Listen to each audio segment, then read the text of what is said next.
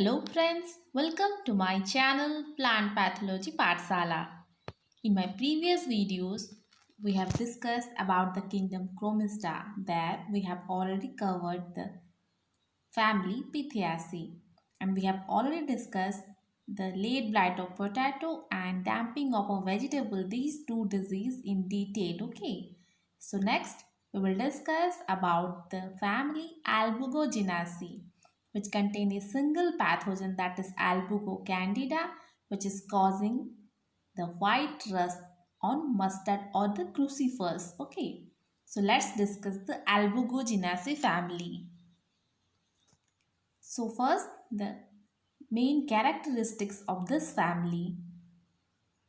So I have already told you that this family include a single pathogen, that is Albugo candida. Okay, so this is a obligate parasite.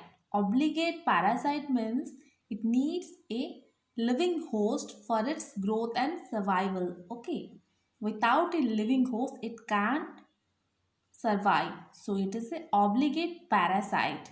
Then the thallus is eucarpic in nature. Eucarpic thallus means one part of the thallus or the body of fungus will produce reproductive structure, whereas the another part will produce the vegetative structures.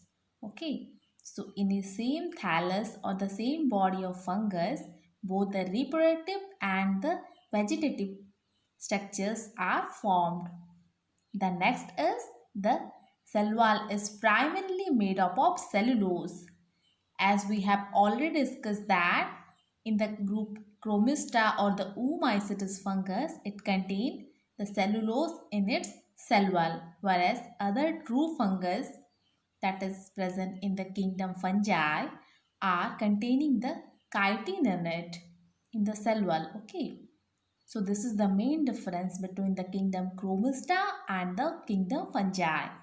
Then the mycelium is well developed, filamentous in nature, then it is branched and cynocytic. Cynocytic means aseptate, means septa is absent.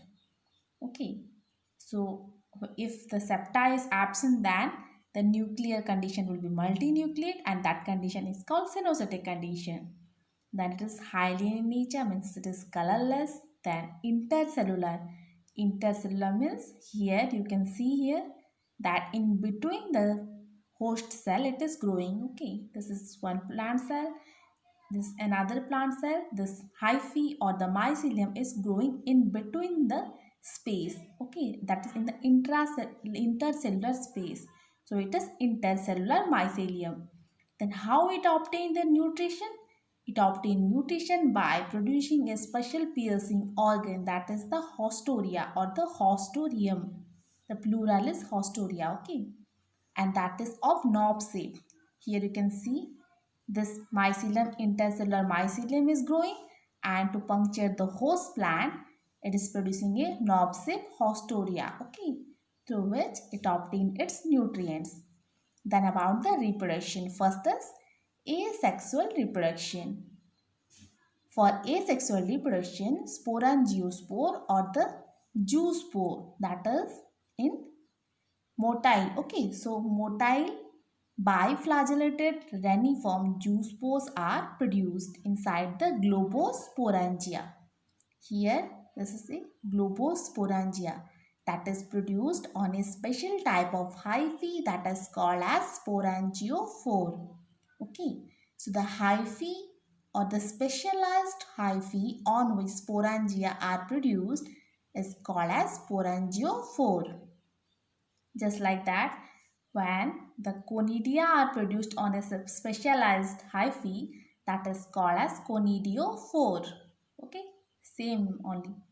Then this sporangia are produced in a basipetal manner. Basipetal manner means the sporangia that is present at the base is the newer or younger one, whereas sporangia that is present at the tip are older one. Okay, so this is the basipetal manner of formation of sporangia. Then the sporangia, inside that sporangia, sporangiospore or zoospore will form, and the juice pore differentiation will take place inside a vesicle. Okay, so inside a vesicle, juice pore differentiation will be takes place. So the uninucleate juice pore will convert it to biflagellated reniform juice pore inside a vesicle. Then this biflagellated juice pore contain one Whiplash type and another tinsel type flagella. Okay, so this is all about the asexual reproduction. Generally, the juice pore are formed under the moist condition only. Okay, because in moist condition only this juice sporangia will differentiate and it will form the juice pore which swim and then germinate by production of a germ tube and it infect the new host plants or new host cells. The next is sexual reproduction. Sexual reproduction in this fungi is also performed by the method of gametangial contact. Gametangial contact means I have already told that two gametangia or two sex organ, that is the male is called as antheridium whereas the female is called as oogonium. Okay, so these are generally homothalous in nature, means in a same thallus both the male and female branch will produce on which this oogonium and the antheridium will be produced. Then they both in contact with each other, then a fertilization tube will form and through this tube the male nucleus will be transferred into the female or the oogonium and this fusion will produce the oospore.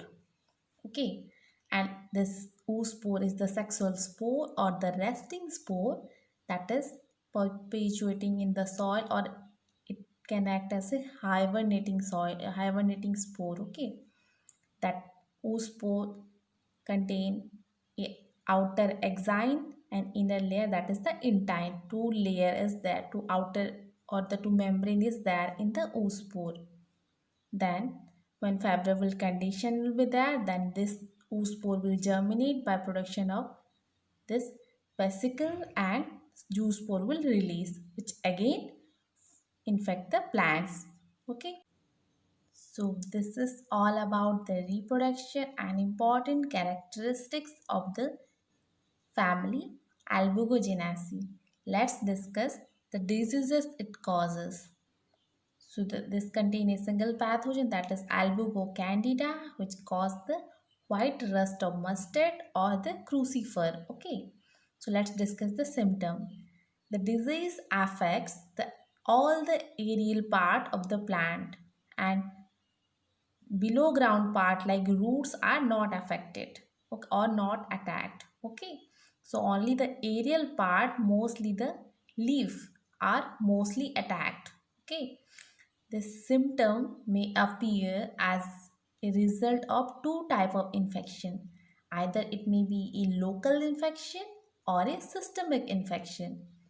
In case of local infection, isolated spots or pustules appear on the leaf or stem or in the inflorescence.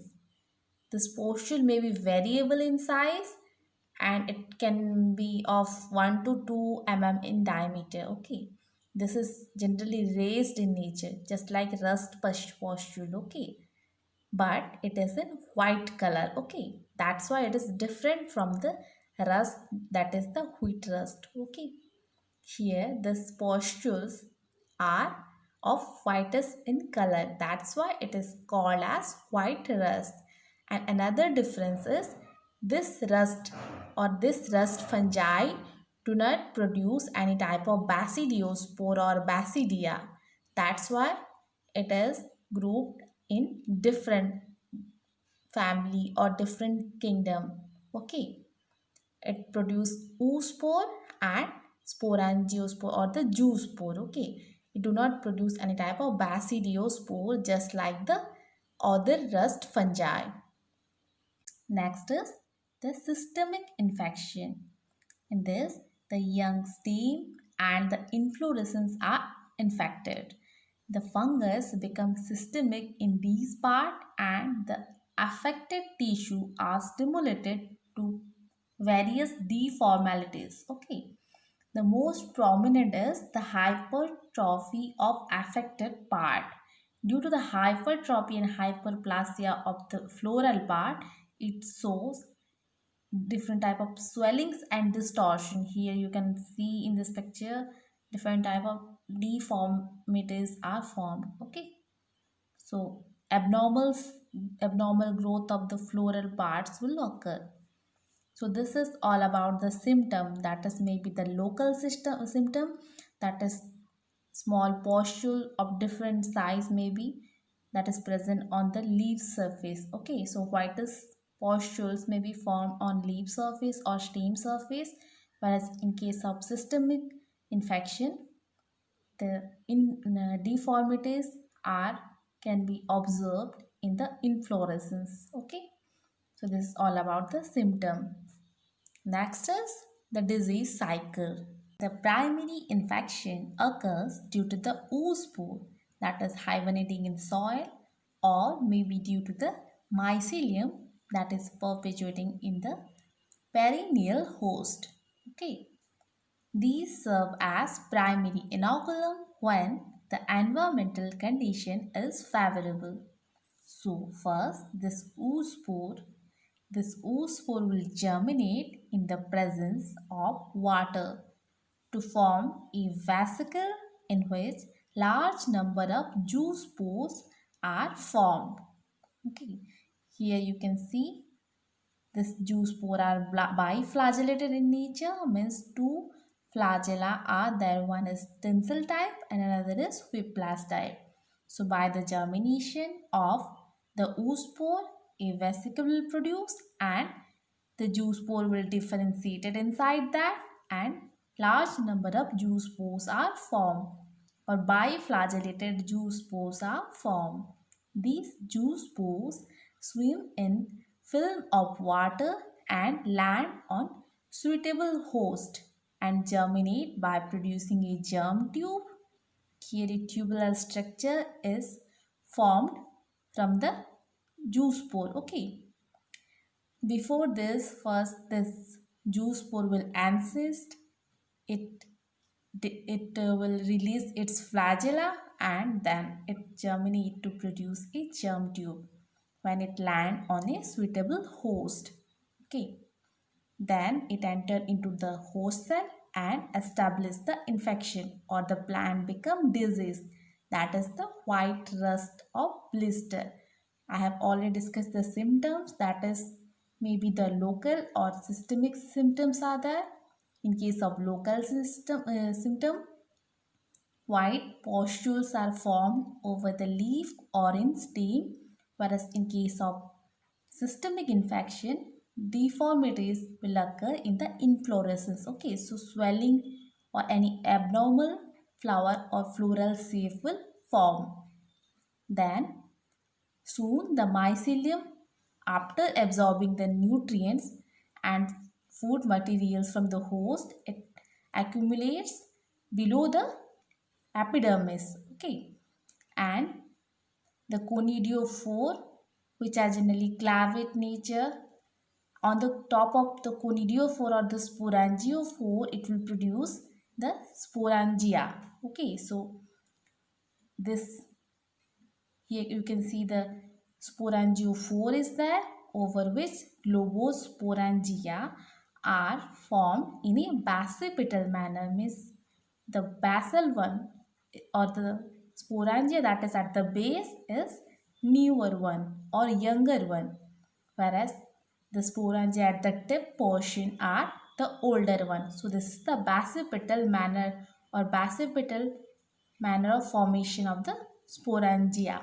Okay, then again based on the environmental condition, the sporangia may behave as conidiosporangia or the nucleus will differentiate into the zoospore.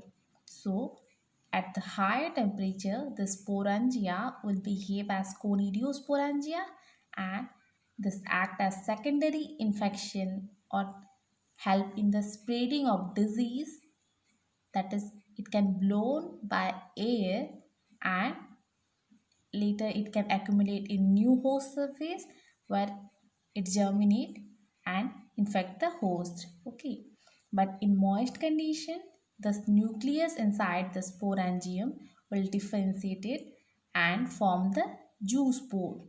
This zoospore swim for a period, then encystment of this zoospore will occur.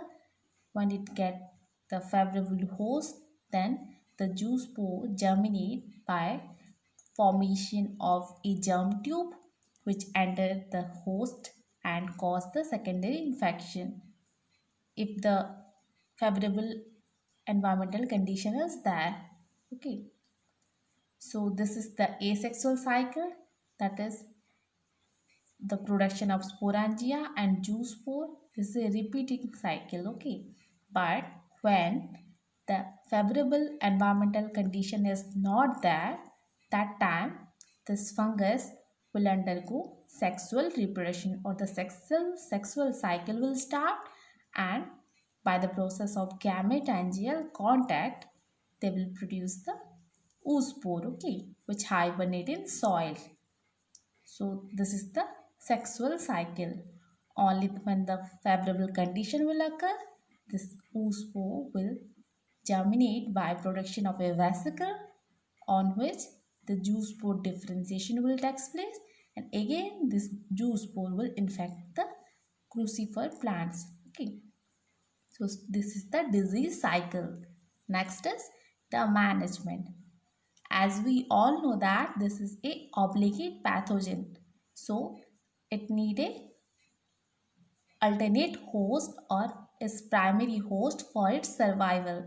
So the leftover plants or the weeds must be cleared before planting a crop. Okay, if weed or alternate host is there, then the pathogen may perpetuate in the alternate host. Then crop rotation will avoid the soil-borne primary inoculum. As we know that this pathogen produce the oospore.